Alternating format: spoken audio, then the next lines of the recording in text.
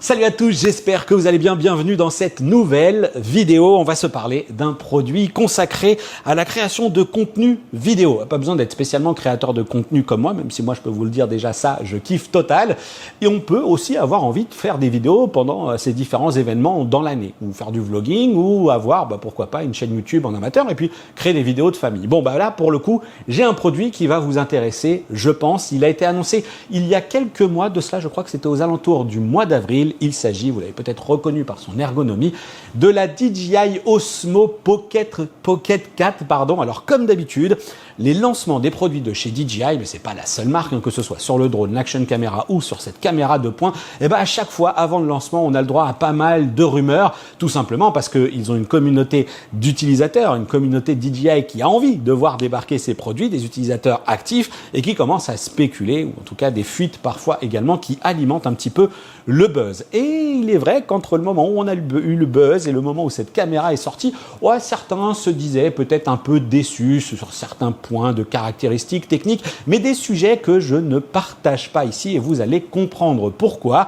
Certains, par exemple, plaçaient des espoirs sur un lancement concomitant d'un modèle plus performant encore, une DJI Pocket 4P, 4 Pro. Celle-ci, elle a effectivement été dévoilée juste après à Cannes. Vous avez sans doute entendu parler de ce produit. Ça a été dévoilé devant des directeurs de la photographie, comme l'a confirmé DJI France. Et puis, c'est clair que, du coup, cette caméra, elle va être mieux équipée, plus performante, mais sans doute aussi plus chère. Vous avez déjà vu des articles peut-être et vous verrez aussi sur la chaîne prochainement le test complet de cette DJI Osmo Pocket 4P que j'ai également reçu ici dans sa version vlog combo avec donc en plus ici des petits filtres ND et ici un autre filtre qui s'appelle le Black Mist Filter. Je vous en reparlerai, mais pour l'instant je n'ai absolument pas le droit de le faire. Je suis tenu à un embargo jusqu'à la fin du mois de juillet, mais je vous ajoute quand même quelques images. Là, elle vient tout juste d'arriver, donc vous la voyez, elle est même encore sous son blister, ce qui n'est pas le cas de cette Osmo Pocket 4 classique entre guillemets. Alors comme je l'ai dit, moi je ne partage pas certaines frustrations qui avaient pu être mises en avant par la communauté de premier plan, les DJI fanboys. N'y voyez rien de péjoratif, je suis moi-même fan de ce produit-là, tout simplement parce que moi, si je connais les produits DJI Osmo Pocket, j'avais la caméra de première génération. Quand ils l'avaient lancé, j'étais sur l'événement à New York, ça m'avait totalement bluffé comme truc, je faisais des super images, j'avais même converti des camarades à l'époque qui étaient sur la partie auto parce qu'on pouvait faire des images intérieures des véhicules avec des panneaux. Bon, bref, c'était somptueux. J'avais testé ensuite la Pocket 2, mais je n'ai jamais testé l'Osmo Pocket 3. Donc du coup, pour moi, ça représente un véritable bond pour cette caméra de poing sur la partie technique et sur la partie ergonomie. La Pocket 3, visiblement, c'était déjà une petite bombe pour ceux qui l'avaient acheté. Là, je pense qu'on est encore un cran au-dessus. J'en arrive à cette partie caractéristique technique et là aussi, je l'ai dit, je n'ai pas testé l'Osmo Pocket 3, donc je ne vais pas pouvoir faire ce que pas mal d'autres testeurs ont pu faire sur des parallèles entre les deux générations de caméras, entre la 3 et la 4. Je ne vais pas pouvoir vous mettre des images, par exemple, de comparaison, ce qui ne m'empêche pas pour autant, dans cette partie caractéristique technique, de vous mentionner les principales évolutions. La première, elle peut sembler assez importante, d'ailleurs elle l'est, c'est celle aussi qui a créé un certain débat. Elle concerne le capteur. On reste sur un capteur de 1 pouce par rapport à la 3. Mais la grosse différence, c'est qu'on passe d'un capteur de 9 millions de pixels sur la Pocket 3 à 37 millions de pixels sur la Pocket 4.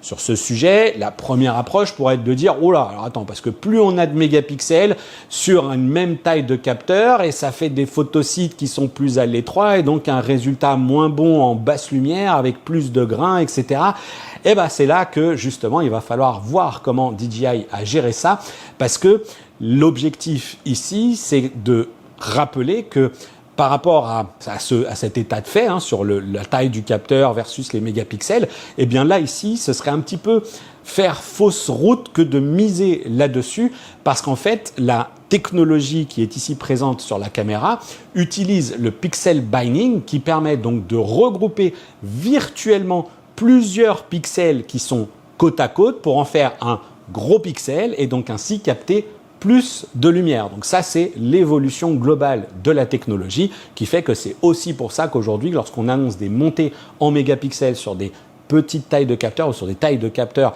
à ISO entre Pocket 3 et Pocket 4, eh bien, celle-ci devrait néanmoins mieux s'en sortir.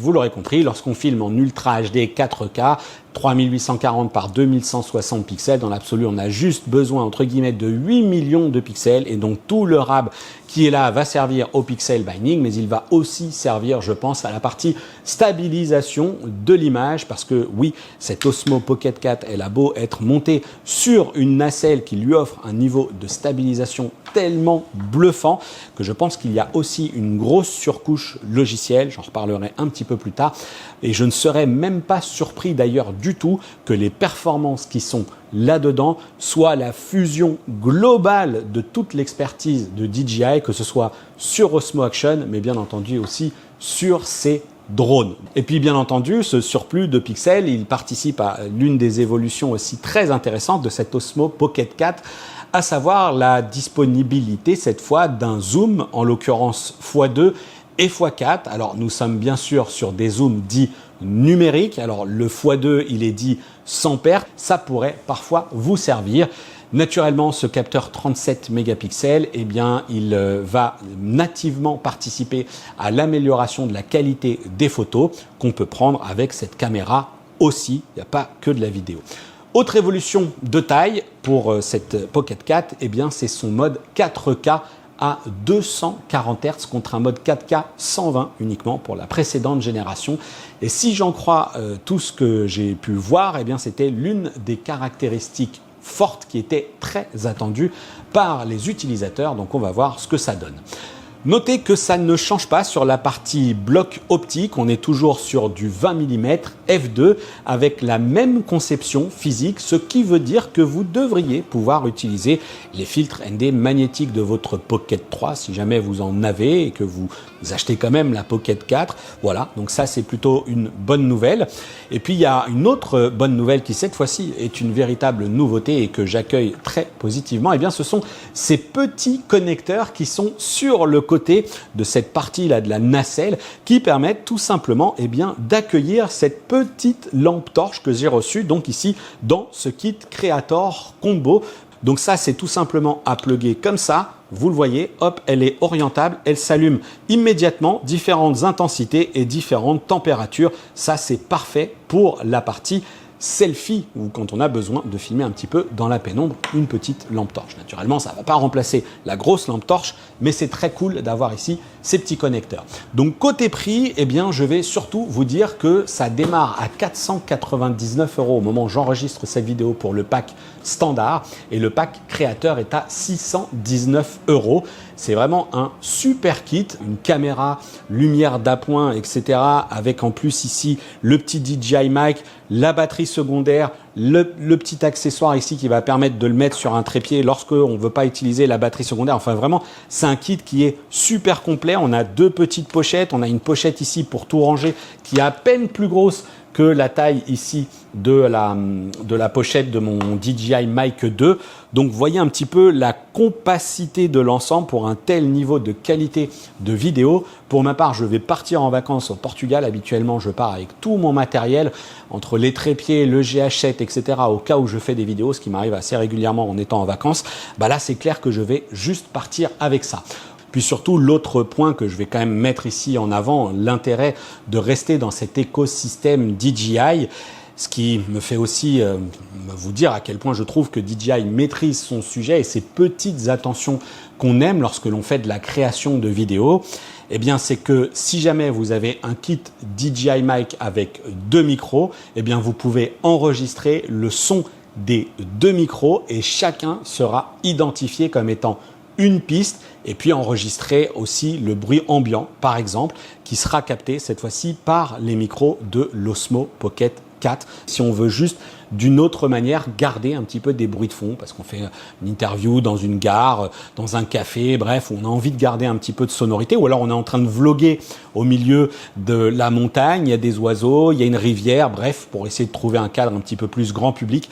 Donc je trouve que DJI a une vision globale de ce qui est important pour la création de contenu qui me semble vraiment très pertinente. Là, on est sur un produit grand public. Ici, sans doute un peu moins, mais je peux vous assurer que pour avoir vu leurs produits à l'occasion de certains salons IFA, où vous avez vraiment du matos de tournage pro avec de la grue, etc. C'était impressionnant. Donc, ils ont vraiment de quoi faire. Je pense qu'on ne touche, nous, peut-être même en France, qu'à une partie de leur catalogue. Donc, en résumé, en gros, on a ici un truc qui tient dans une sacoche, caméra stabilisée avec une bonne autonomie annoncée, un micro et cerise sur le gâteau, on a même le stockage qui est intégré. Et oui, puisque la Pocket 4 Haute Évolution intègre 107 gigaoctets de stockage interne. Visiblement, c'est une tendance que d'intégrer le stockage sur les produits DJI et au coût actuellement de la mémoire, eh bien, on ne va pas cracher dessus. Mais naturellement, on a aussi un petit compartiment pour une micro SD. Pour ma part, j'ai ajouté une micro SD de 64 gigaoctets, petit compartiment qui est juste là, qui sera protégé. Alors j'ai failli oublier de préciser un truc très important par rapport à ce que vous étiez en train de voir là, la caméra sur ce petit trépied, le petit trépied qui est juste là, il n'est absolument pas livré avec la caméra, c'est moi qui l'ai ajouté parce que voilà, au quotidien, je l'utilise comme ça, on pourrait la poser juste sur la batterie mais c'est quand même pas, enfin sur sa base ici, mais c'est quand même pas très stable. Voilà, faut faire gaffe. Elle est quand même assez lourde. On n'a juste pas envie qu'elle tombe, même si on a en plus ici ce petit cache qui permet de verrouiller et de protéger l'objectif qui ne peut pas tourner lorsqu'il est comme ça. On peut aussi ôter cette partie basse qui est cette seconde batterie, l'extension, pour plugger tout simplement ce petit adaptateur qui lui n'a rien du tout dedans. Il a juste le mécanisme de pas de vis en dessous que l'on n'a pas sous l'Osmo Pocket 4 de base. On plug l'adaptateur et là on peut à nouveau bénéficier du pas de vis. Alors du coup je pourrais utiliser à nouveau celui-ci, mais je l'ai aussi utilisé avec des véritables trépieds d'appareils photo ou n'importe quel dispositif que vous viendriez pincer sur une table. Bref, tout ce qu'il y a un support ici pas de vis et qui va résister entre guillemets au poids de la caméra parce qu'elle est quand même pas très lourde. Je vous ajoute le poids ici et ses dimensions d'ailleurs parce que c'est quand même nécessaire de les connaître. Voilà pour cette petite précision peut-être nécessaire à vous partager dans le cadre de ce que vous aviez là en vue. Allez, on bascule sur le mois du plein air qui vous livre justement eh bien différents avis là-dessus en vous parlant notamment d'une autre évolution. C'est ce fameux mode log Ultra HD 4K qui devrait permettre d'ensuite d'appliquer des luttes. Allez, c'est parti. Bon, autant vous dire que la météo là est idéale pour tester différentes performances de la caméra, mais pas seulement, le micro aussi. Je ne sais pas du tout si on m'entend bien ou pas. Ce petit DJI mic avec sa petite bonnette anti-vent, je me suis volontairement mis face au vent. Derrière moi, le château de Chantilly. Derrière moi maintenant, eh bien, ce contre-jour avec le soleil qui traverse les nuages. Conditions lumineuses assez difficiles vraiment parce que les météos un peu nuageuses c'est compliqué à gérer. Et puis normalement si je fais ça, eh bien il m'a vu, il m'a repéré et là j'ai un bus. Ce bus fait un boucan d'enfer, non, vous trouvez pas? Allez hop, du coup qu'est-ce que ça me donne? Je me vois toujours pas. Là est-ce qu'il a activé le tracking présentant la paume? Active Track activé, voilà, c'est parti. Donc là, je peux complètement tourner et effectivement, ça me suit, c'est plutôt cool. Bon, de toute façon, je pourrais même poser la caméra. Alors pas là, parce que si je la pose là, eh bien, je suis juste complètement en bordure ici, ça pourrait tomber dans l'eau de l'autre côté. Donc voilà pour cette partie déjà, petit test de luminosité, un petit test de qualité de l'image à contre-jour et puis ce que ça donne aussi avec le micro. C'est quand même un kit redoutable, c'est ultra confort d'utiliser ce truc là, c'est petit, ça va tenir dans la sacoche. Qu'est-ce que ça donne maintenant que je suis face au soleil? Je pense que c'est beaucoup mieux. Et puis je vais rentrer parce qu'il commence à pleuvoir, ça commence à crachouiller. Je vais aller faire quelques images de ce château. Allez hop, double clic, on y va. Et puis regardez un petit peu le cadre. On est plutôt pas mal là, Ça c'est plutôt très bien. Du coup ce qui me permet de marcher, j'ai appuyé une fois sur la touche C. Alors ça me permet du coup d'utiliser la molette de zoom. Voilà, zoom numérique 2x pour là, voilà, là je suis à 2x. Hop, on va aller chercher du 4x et le voilà, 2x, 4x. Voilà, normalement, si je double presse, si je presse une fois là-dessus, je reviens en écran large. Si je presse une autre fois, je passe à 2x. Si je presse une autre fois, je reviens en champ large. Voilà, hop, effectivement, mais voilà ce que ça donne. Et là, du coup, hop, à nouveau, on va zoomer, hop, 1, 6, 1, 7, 1, 8. C'est cool parce que la molette, elle permet vraiment zoomer doucement ou dézoomer vite. Regardez, là je vais dézoomer à fond. Et là 1, donc là hop, voilà, et là je peux vraiment augmenter tout doucement et je peux aller comme ça jusqu'à 4. Je pense qu'on va avoir quand même une perte de qualité. Hop, 3, 6, voilà, 4, ça donne ça. Voilà, et donc si je presse sur la touche en façade, la petite loupe, et bien ça dézoome. Là je reviens en 2x et là je redézoome. Et si je presse 2 fois sur la touche C, eh bien ça me tourne la nacelle avec le tracking activé. Si je presse une fois, eh bien ça change l'inclinaison, ça change l'utilisation du joystick, c'est-à-dire que maintenant le joystick il ne me sert plus à zoomer, mais il me sert à monter, à descendre, à tourner à gauche et à tourner à droite. Voilà. Et si je represse une fois, eh bien le joystick contrôle cette fois-ci le zoom comme il m'est indiqué. Et là donc hop, je zoome. Voilà, et je dézoome. Est-ce que si je fais gauche-droite, je peux toujours utiliser les mouvements donc latéraux naturellement, même si j'utilise également le zoom? Est-ce qu'on peut combiner les deux? Mouvement et non, mouvement et zoom, on ne peut pas. On ne peut pas vraiment combiner les deux en pressant en diagonale. Ça n'arrive pas à faire les deux en même temps. Bon, il ne faut peut-être pas trop en demander. En tout cas, je suis en train de parler et juste pour que vous ayez une idée sur le truc, c'est que regardez un petit peu, ici c'est Barnum comme il bouge. Donc on a vraiment du vent. Hein. Donc si jamais vous m'entendez bien, c'est tout le mérite à ce micro qui est directement connecté à l'Osmo Pocket 4. Ça fait un kit très sympa. Allez hop, on recentre. On peut aussi recentrer la nacelle juste en pressant sur le joystick 2 fois rapidement. Alors j'ajouterai par ailleurs que je viens de changer les paramètres de la vitesse du joystick, ils appellent ça comme ça, et en fait ça change, donc on peut choisir quelle est la vitesse que l'on souhaite appliquer à la nacelle lorsqu'elle tourne, lorsqu'elle se déplace latéralement ou enfin horizontalement ou verticalement. Et on peut aussi du coup changer la vitesse du zoom. Donc tout est pensé pour faire des prises de vue bien réussies quand même. Rien à signaler là-dessus. Hop. Bon, je ne sais pas ce que ça va donner là, en tenant l'Osmo Pocket 4 dans une main et le smartphone dans l'autre pour essayer de filmer ce que je veux vous montrer ici. Donc là, on a vu que j'avais l'Active Track qui était activé. Donc regardez, je vais volontairement là décentrer la nacelle par rapport à un bout du château que je vais vouloir filmer. Regardez, je vais essayer de voir si j'y arrive à une main. Je viens de cliquer, voilà, je ne sais pas si vous le voyez, mais je viens de cliquer sur une portion ici. Allez, je vais essayer d'aller chercher un petit peu plus. Voilà, je vais chercher le petit coin. Bah regardez, je commence à tourner, je suis vraiment pas du tout dans l'axe, on est d'accord, hein, je suis vraiment tourné. Et comme j'ai utilisé ici le tracking, je viens de basculer en mode zoom et regardez, je vais zoomer et en fait, la caméra va se charger seule de garder mon élément dans l'axe. Et donc même si j'oriente, si je tourne volontairement le truc, regardez, ça reste parfaitement aligné. Cette Active Track 7.0 est quand même super redoutable, y compris sur cette partie bâtiment.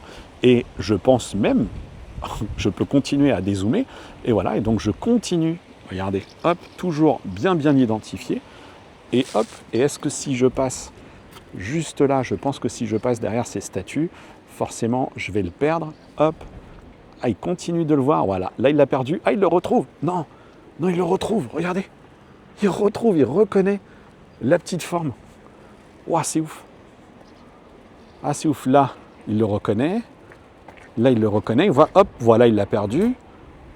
Oh, le délire.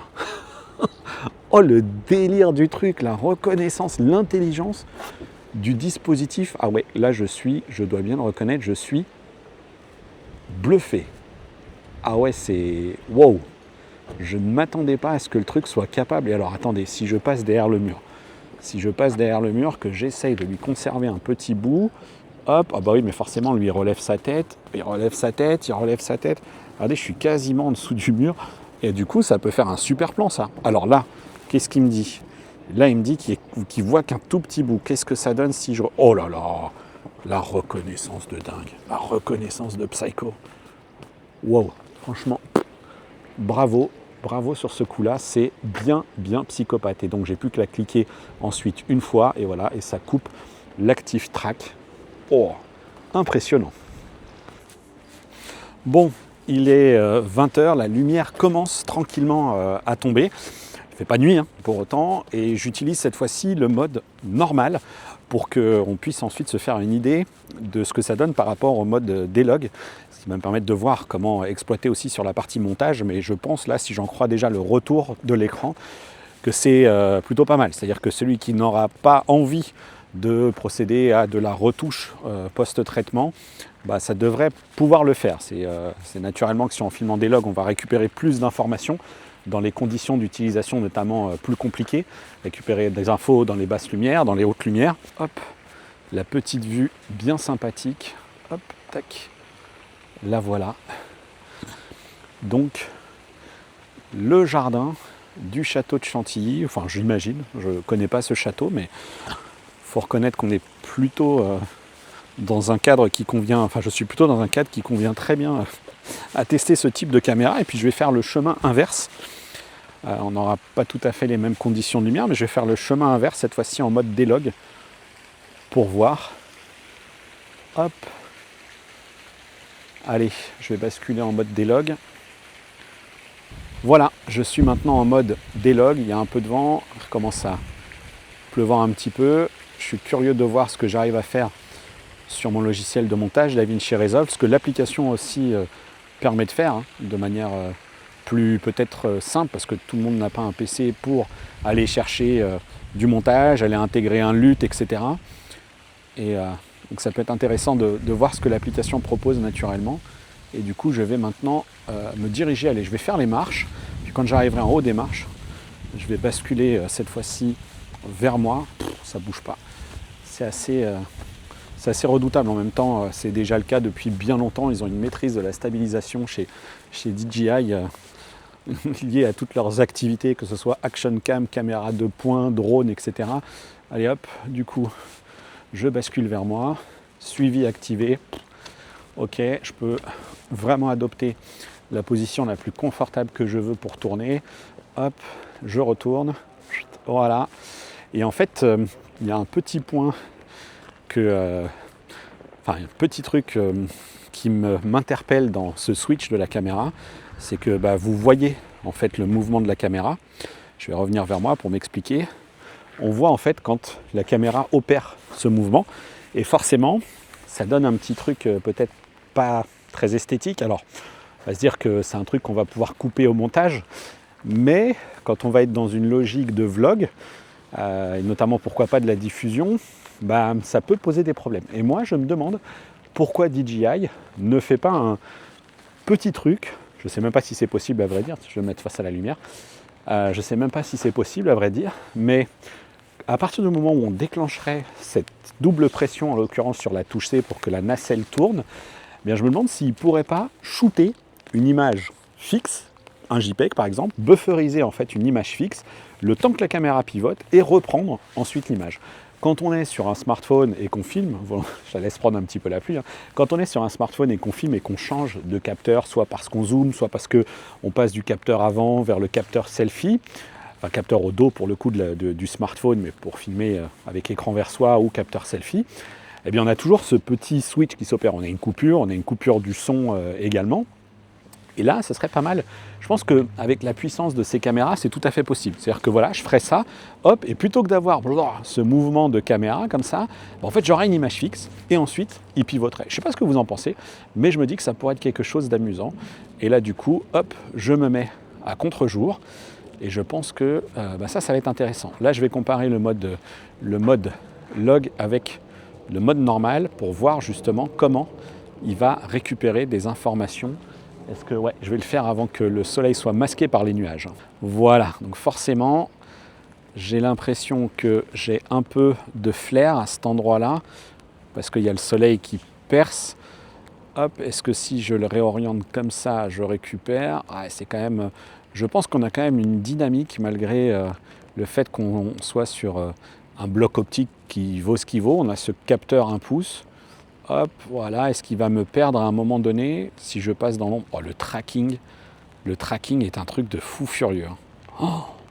Voilà, je fais des mouvements de bras. Oh là là là là là là, ce que ça permet de faire, c'est fou. C'est ouf. J'adore, j'adore. Je trouve ça vraiment redoutable. C'est super. Oh, la stabilisation et tout. Assez somptueux du château de Chantilly pour tester le mode faible luminosité. Quelques éclairages sur le château. Au niveau du retour de l'écran de la caméra, ça n'a pas l'air mal du tout, du tout. J'ai plutôt l'impression qu'elle fait bien le job, cette Osmo Pocket 4. Mais il faudra naturellement, je vous laisserai juger des images que vous verrez. En revanche, il y a un truc à savoir, c'est que désormais ici, on est limité à du 1080p à 30 images par seconde ou 4K à 30 images par seconde. On n'a plus de mode à des fréquences supérieures puisque le capteur utilise toutes ses ressources pour jouer sur sa luminosité, jouer sur sa sensibilité. Et je suis curieux de voir ce que ça va donner en matière de détail, de précision. Je vois qu'on a même quelques petits moucherons ici qui volent autour de la lumière. On va voir s'il est assez sensible pour les détecter. Oh bah oui, on les voit. On les voit. Sur la partie basse. Ici, hop, qu'est-ce que ça donne au niveau des arcades? Je pense qu'en zoomant, on va forcément perdre de la qualité en zoomant numérique. Mais pas de zoom disponible désormais. Voilà, donc je ne sais pas si je l'ai précisé, mais on perd le 60 images par seconde et on perd également les fonctions de zoom. On ne peut plus zoomer désormais depuis la caméra. Il faudra cropper post-traitement si nécessaire. Voilà, et du coup, qu'est-ce que ça donne si je cadre sur moi maintenant? Voilà, suivi du visage activé. Ouais, j'ai vraiment l'impression qu'il corrige bien et qui compense plutôt pas mal. Je verrai ensuite au moment du montage pour voir s'il y a du lissage ou pas. Là, il surexpose vraiment pas mal. Il y a le petit éclairage derrière moi qui fait du flair juste là. Mais c'est simple, il suffit que je fasse ça et il n'y a plus rien. Ouais, c'est assez... de ce que je vois à l'écran, c'est assez étonnant. Encore une fois, capteur d'1 pouce, on n'est pas sur des constructions optiques de dingue. Mais pour une petite caméra de poing comme ça, ça semble vraiment très, très sympa. Si je me masque ici, hop, là, on va peut-être avoir plus de mal. Oh oui, il fait du... Oh là là! Ah ouais, il taffe, hein. Elle taffe cette caméra, regardez. Petit chien derrière moi. Hop, je vais juste couper le tracking pour pouvoir sortir de l'image. Ah ouais, très cool. Il faut que je regarde maintenant aussi ce que ça va donner au niveau... Hop, ce que ça va donner au niveau de la déformation, peut-être. Là, j'ai l'impression que ça y est, il commence à... Voilà, Active Tracking activé. J'ai l'impression que... Je me demande s'il n'y a pas quand même de la déformation là. Là, juste... Hop, par là, ici, là, sur les bords, là, attendez, c'est comme ça, voilà, comme ça, voilà. Sur les bords ici, j'ai l'impression qu'on a un petit peu de déformation qui est provoquée, mais je verrai quand vous allez officiellement même regarder les rushs, les fichiers, les vidéos, je vais y arriver, vous allez regarder la vidéo, vous allez pouvoir voir ce que ça donne plus concrètement. Je vais m'éloigner encore un peu de la lumière. Et on va vraiment commencer à entrer en basse lume, voir à partir de quand ça va commencer à bruiter. Alors ce qui est un petit peu dommage, c'est qu'on a finalement très peu d'informations. Là par exemple, je peux pas, j'ai mon exposition a priori que je peux régler. Est-ce que je peux intervenir sur l'expo? Oui, je peux augmenter l'expo jusqu'à +3. Et je vais également pouvoir descendre jusqu'à -3, tout naturellement. Donc j'ai quand même un petit réglage de possible. Je vais la remettre à 0. Hop, mais c'est à peu près tout. C'est à peu près tout, j'ai l'impression. Si je swipe, ouais, c'est vraiment tout ce que je peux faire ici, même dans le mode pro. Et donc je rejoins une vidéo que j'avais pu voir. Je vous mettrai le nom du youtubeur parce que c'est, je ne sais plus si c'est Olivier Schmitt. Il me semble que c'est Olivier Schmitt, je le suis et là son nom m'échappe à l'instant, mais il me semble que c'est Olivier Schmitt qui, lui, qui est forcément... dans de la création de contenu professionnel et pour ma part aussi j'utilise un GH7, c'est vrai que quand on passe sur ce genre de petite caméra, là où on peut être un petit peu perturbé, c'est sur le fait de ne pas avoir justement accès à ces réglages, accès à des retours pour savoir ce que la caméra est en train de faire. Donc peut-être que sur le modèle 4P on en saura un petit peu plus, il y aura peut-être un petit peu plus de retour d'infos. Mais regardez là, cette vue sur le château, cette vue globale là, elle est quand même pas mal du tout. On a quand même beaucoup d'informations dans l'image. Alors c'est peut-être un peu surexposé ici par rapport à ce que moi je vois, mais on parvient à voir quand même la petite sorte de petite coupole qui est juste là. Ouais, c'est franchement pas mal du tout. Je vais me rapprocher du château. Quand on se dit que ça tient dans une poche de veste intérieure quand même, c'est sûr que par rapport à mon GH7, comme je le disais, on a forcément beaucoup plus d'options, beaucoup plus de retours d'informations. Mais pour du point and shoot ou point and film, c'est épatant. Allez, finalement, je me suis dit que j'allais relancer la même séquence en mode 4K 30 D-Log pour pouvoir récupérer du zoom, notamment. Voilà, donc là j'ai atteint le 2X. On va aller chercher le 4X, 4X numérique bien entendu. Hop, voilà, là je pense que ça doit commencer à bien bruiter. Et surtout, je vais revenir et je vais refaire pour la même séquence. Et on va pouvoir comparer avec le mode faible luminosité.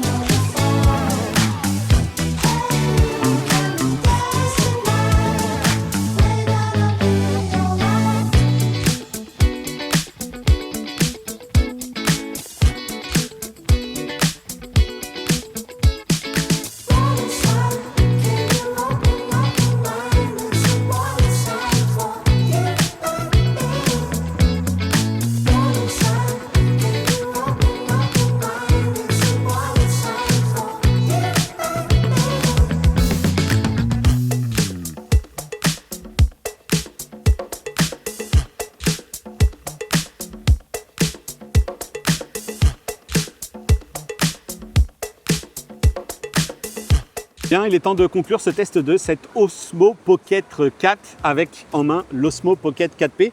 Et c'est la 4 qui me filme actuellement. Ces conditions à nouveau plutôt basse luminosité, le soleil est couché. Puis je vous l'avais dit, hein, je ne viens pas au Portugal avec mon GH7, donc du coup c'est celle-ci qui me filme. En gros, vous l'aurez compris, le test il est plutôt positif. J'ai trouvé la caméra super agréable à utiliser. Toutes les fonctionnalités d'intelligence que nous livre ici DJI, elles sont rodées. Elles sont rodées dans la partie stabilisation, elles sont de plus en plus efficaces aussi. En tout cas, j'ai l'impression, puisque je vous l'ai dit, je n'ai pas testé la 3, je n'avais testé que la 2. Et le saut technique et technologique, il est réel. Ce capteur 1 pouce de 37 millions de pixels, visiblement, il est efficace dans des conditions difficiles, comme les hautes lumières qu'on a vues à contre-jour au tout début sur le château de Chantilly, et comme ici aussi dans la partie basse luminosité. Il y a plein de choses encore que je pourrais vous raconter sur cette caméra, notamment vous parler de la partie photo, je vais y revenir juste après, la partie audio aussi, le micro ici qui est livré dans ce pack créateur est génial, lui aussi. Petite bonnette anti-vent et puis ce qui permet quand même de capter un peu le son qui est environnant, surtout qu'on a aussi la possibilité, comme je vous le disais au tout début de cette vidéo, de mixer la partie audio. Beaucoup de choses à découvrir, toujours d'ailleurs sur les parties intelligence de cette caméra avec les fonctionnalités de panorama automatique, cette fois-ci les choses que l'on va pouvoir lancer, les hyperlapses, etc. Bref, ça ferait une vidéo presque de 1 heure. Je pourrais vous en raconter des choses sur cette caméra. Et puis vous avez aussi là des images, cette fois-ci, qui ont été tournées à l'intérieur du château de Chantilly, où alors là on était carrément éclairé par des lumières électriques avec une ambiance plutôt très chaude. Et vous voyez que c'est aussi très saisissant. La qualité de l'image, elle est assez bluffante.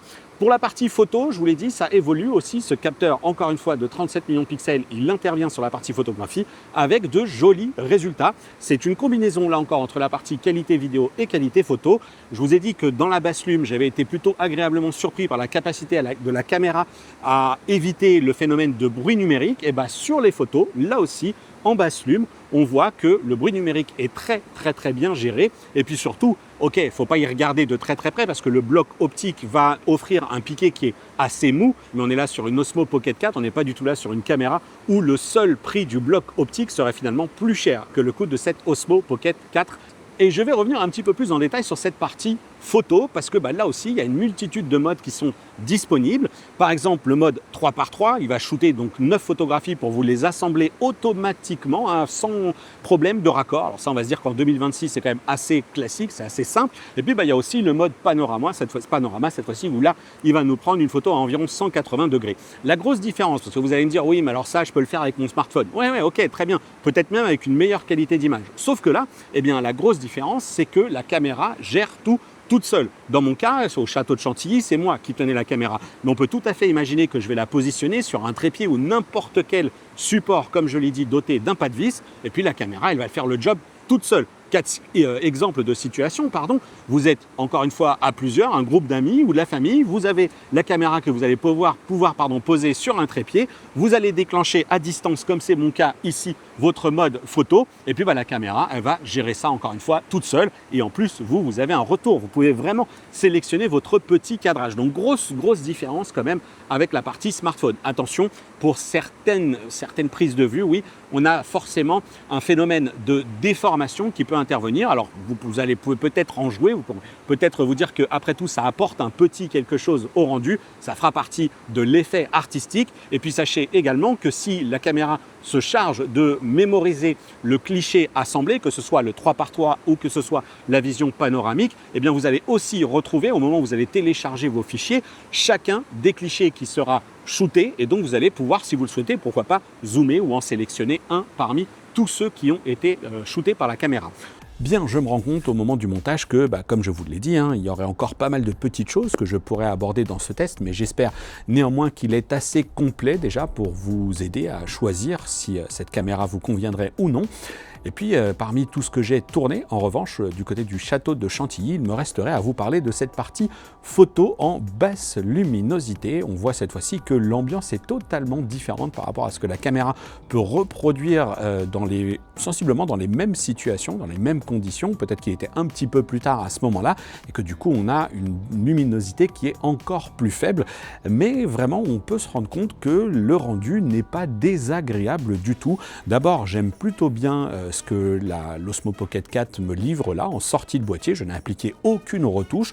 On voit que ça conserve quand même une sacrée ambiance. À vous de voir si ça vous plaît ou non.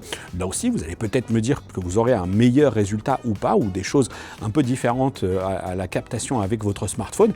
Mais l'idée ici, c'est vraiment d'analyser tout simplement la polyvalence de cette Osmo Pocket 4. Et je trouve donc, encore une fois, que c'est plutôt pas mal. Et de la même manière qu'en vidéo, on peut se rendre compte que lorsqu'on s'intéresse d'un petit peu plus près au résultat, finalement que le traitement n'est pas déconnant du tout. Lorsque je zoome notamment ici à 200% via le logiciel de montage, c'est même pas un logiciel particulier qui réalise cela, que le traitement est tout à fait satisfaisant. On n'a pas une sorte de bruit numérique qui est mal géré. Alors oui, il y a un petit peu de lissage et comme je l'ai dit, on n'a pas une optique qui est particulièrement piquée, qui va faire ressortir les détails. Là, a fortiori, en basse lume, ce serait d'autant plus compliqué, mais pas de bruit numérique très prononcé, pas de fort effet de lissage non plus. Oui, il est bien là, mais c'est pas non plus un résultat façon photo mode aquarelle. Donc c'est tout à fait satisfaisant. Je pense que c'est exploitable même pour de la publication en ligne à minima. Mais là aussi, n'hésitez pas à me dire ce que vous en pensez. Et puis l'autre sujet que j'avais notamment abordé dans l'introduction, très important, c'est ce mode ralenti à 240 images par seconde en 4K. Là aussi, c'est saisissant. Alors je vous l'ai dit, problème de santé, je pensais que j'arriverais à faire des choses un petit peu plus sportives ici sur place. Malheureusement, j'entends au Portugal, malheureusement, ce n'est pas le cas. Donc je vous partage ici les images qui sont tout simplement tournées lorsque le drone ici, le Litho X1, pour lequel vous allez aussi retrouver un test complet sur la chaîne prochainement. Lorsque le Litho X1 est configuré dans son mode sport, les images que vous avez là, c'est ce mode ralenti. On voit que l'on peut facilement percevoir les hélices et là le drone il est en mode sport et en fait il tourne alors relativement vite sur lui-même, sauf que là il est ralenti en mode 8X. Le bon point, hein, donc encore une fois, c'est que c'est extrêmement simple à faire. On va dans l'application mobile, on choisit le mode ralenti, on shoot et puis c'est parti. La séquence sera ralentie. On n'aura plus qu'à l'importer dans son logiciel de montage et bien entendu, on pourra aussi l'accélérer si l'on souhaite retrouver une vitesse plus ou moins, une vitesse normale entre guillemets ou des paliers intermédiaires pour les modes de ralenti. Voilà ce que j'avais très rapidement ici à vous rajouter et on rebascule cette fois-ci sur la conclusion. Voilà, définitivement, c'est là-dessus que s'achève le test de cette DJI Osmo Pocket 4. Encore une fois, il y aurait plein de choses à dire, mais il faut bien s'arrêter à un moment donné. Merci à vous d'avoir regardé cette vidéo. Merci aussi à DJI d'avoir été particulièrement patient parce que je vous l'avais vu, hein, le petit texte au début de cette vidéo où je disais que je m'excusais pour ce retard de publication en raison de problèmes de dos. Voilà, ça a vraiment été très compliqué pour réaliser les dernières vidéos, notamment que vous pouvez peut-être retrouver si vous ne les avez pas vues sur la chaîne, le test du TCL C8L et le test également du LG OLED G6. D'autres sont à venir. On a un très beau programme qui se profile pour le mois d'août. Vous serez peut-être en vacances. Pour moi, les vacances, c'est maintenant. Je vous le dis, hein, on va avoir du Samsung S95H, du Sony Bravia 9 II. On va avoir également du Hisense U9R, également donc du mini LED RGB, du TCL 75X11L. Donc vous voyez qu'on a vraiment un très beau programme à venir. Merci donc, comme je le disais, aux équipes de DJI pour leur patience et puis équipes de DJI qui m'ont aussi envoyé cette DJI Osmo Pocket 4P cette fois-ci, donc la version un petit peu plus professionnelle. Au moment où j'enregistre, je ne peux toujours pas vous donner son tarif parce qu'il est encore confidentiel, mais moi j'ai déjà commencé à tourner avec, à faire des images. C'est assez remarquable, assez saisissant et surtout, eh bien, elle n'est pas si chère que cela. Finalement, je m'attendais à ce qu'elle soit encore un petit peu plus chère. Donc, il y aura peut-être du sens pour ceux qui veulent aller un petit peu plus loin dans l'expérience, notamment avec le double optique, enfin, la partie le double optique et la double objectif qui est là. Et puis, ça permet d'aller encore un petit peu plus loin. Sur le zoom numérique, on s'en reparlera dans le test complet qui, du coup, va lui aussi être un petit peu retardé par tous les événements tristes et récents. Je vous souhaite à tous de très bonnes vacances. Si c'est le cas pour vous, sinon bon courage et puis je vous cache pas que j'ai aussi une pensée toute particulière pour tous ces gens qui sont notamment victimes des incendies. On sait que la situation est très compliquée en France. Je vais juste rester très générique sur ce point bien spécifique ici. Ça prend quand même beaucoup aux tripes de voir tout cela au JT toute la journée. Bref, bonnes vacances, bon courage à vous. À très bientôt pour une prochaine vidéo sur la chaîne. Comme d'habitude, vous retrouverez dans la description le lien qui vous mènera vers le groupe de discussion Discord, mais aussi des liens d'affiliation si cette vidéo vous a aidé à choisir votre produit. À très bientôt. Ciao tout le monde.